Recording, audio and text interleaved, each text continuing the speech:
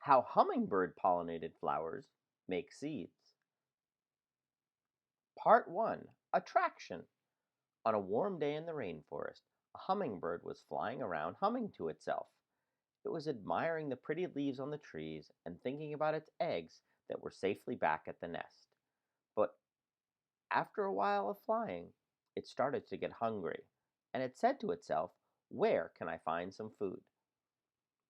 Just then, the hummingbird noticed some bright petals out of the corner of its eye. It said to itself, "Wow, those petals are pretty. That's the prettiest passion flower I've ever seen.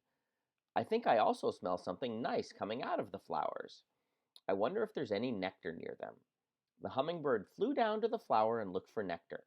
As it got closer, it smelled a pretty smell and kept looking for nectar. Part 2.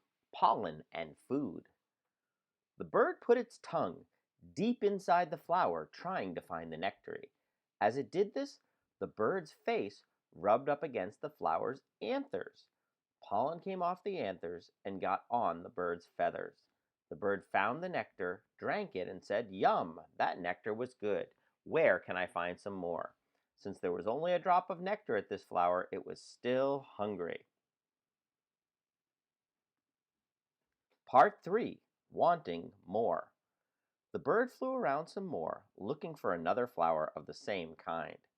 It saw one and was attracted by the second flower's bright red petals. Looking for more nectar, the bird rubbed on the stigma of the new flower.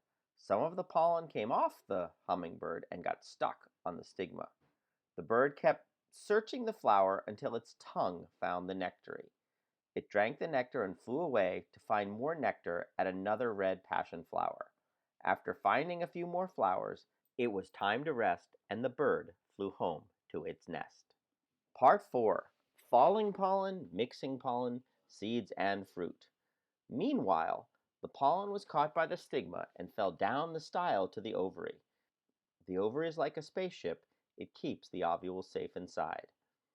Inside the ovary, sperm from the pollen mixed with the ovules. The ovules grew into seeds, and the ovary grew into a fruit. When the fruit is ripe, seeds are dispersed by wind, rolling, or animals and grow into new plants.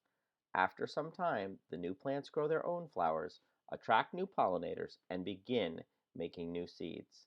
And that, my friends, is how a hummingbird helps a flower make seeds.